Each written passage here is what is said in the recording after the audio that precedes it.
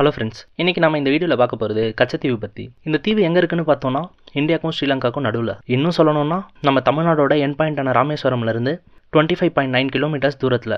அதாவது கப்பல்களில் போனோம்னா 2.5 மணி நேரத்தில் ரீச் ஆகிட முடியும்.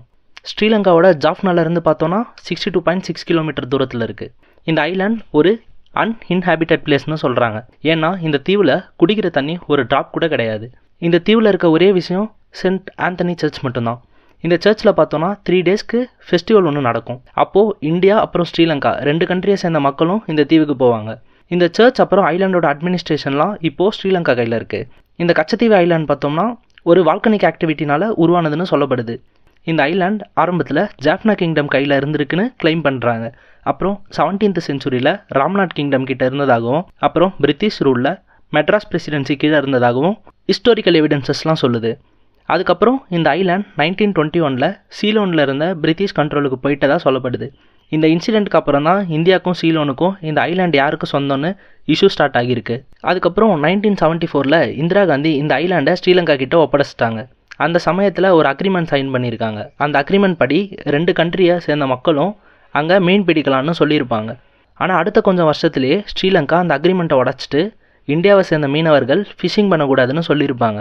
மீன் பிடிக்க வர மீனவர்கள் இங்கே ரெஸ்ட் எடுக்கவும் நெட்ஸை ட்ரை பண்ணவும் அப்புறம் சர்ச்சில் நடக்கிற ஃபெஸ்டிவலுக்காக மட்டும்தான் வரணும்னு சொல்லியிருப்பாங்க. அதே போல் இந்த ஐலாண்டுக்கு போக விசா எதுவும் தேவையில்லை.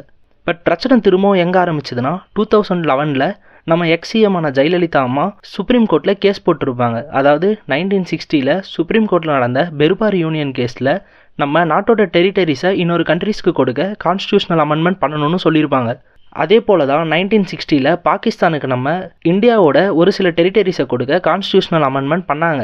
ஆனால் கச்சத்தீவு கொடுக்கும்போது கான்ஸ்டியூஷனல் அமெண்ட்மெண்ட் பண்ணலை. ஸோ இல்லீகலாக கச்சத்தீவை கொடுத்துட்டாங்கன்னு தான் ஜெயலலிதா அம்மா கேஸ் போட்டிருப்பாங்க.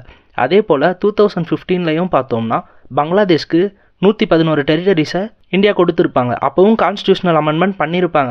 ஸோ அப்போ இல்லீகலாக தான் கச்சத்தீவை கொடுத்தாங்களான்னு கேட்டால் கண்டிப்பாக இல்லை. 1969 சுப்ரீம் கோர்ட்டில் என்ன சொல்லியிருப்பாங்கன்னா ஒரு டிஸ்பியூட்டட் டெரிட்டரி கொடுக்க எக்ஸிக்யூட்டிவ் ஆக்ஷன் மட்டுமே போதும்னு சொல்லியிருப்பாங்க. எக்ஸிக்யூட்டிவ் ஆக்ஷன்னா வேறு ஒன்றும் இல்லை, பிரைம் மினிஸ்டர் அப்புறம் கவுன்சில் ஆஃப் மினிஸ்டர்ஸ் அவங்க ஒரு அக்ரிமெண்ட் போட்டாலே போதும். சரி, இதனால் நமக்கு ஏதாவது ப்ராப்ளம்ஸ் இருக்கான்னு கேட்டால் கண்டிப்பாக இருக்குது. இந்த ஐலாண்டும் நம்மளோட எக்ஸ்க்ளூசிவ் எக்கனாமிக் ஜோனுக்குள்ளே இருக்குது. அதே நேரம் இதனால் மீனவர்களுக்கும் நிறைய பிரச்சனை இருக்குது. இந்த ஐலாண்ட் நம்மக்கிட்ட இருந்திருந்தால் நம்மளோட டெரிட்டரியல் வாட்டர்ஸோட லென்த் அதிகமாக இருந்திருக்கும். ஸ்ரீலங்கன் நேவி கிட்ட மாட்ட வேண்டிய சுச்சுவேஷன் மீனவர்களுக்கு இல்லாமல் இருந்திருக்கலாம். அதே நேரம் இந்தியன் ஓஷனில் ரிசோர்ஸஸ் கொட்டி இருக்குது. இதை மைண்ட் பண்ணவும் யூஸ்ஃபுல்லாக இருந்திருக்கும். பட் இந்த ஐலாண்டை ஸ்ரீலங்கா கிட்ட இல்லீகலாலாம் கொடுக்கல, லீகலாக தான் கொடுத்துருக்காங்க.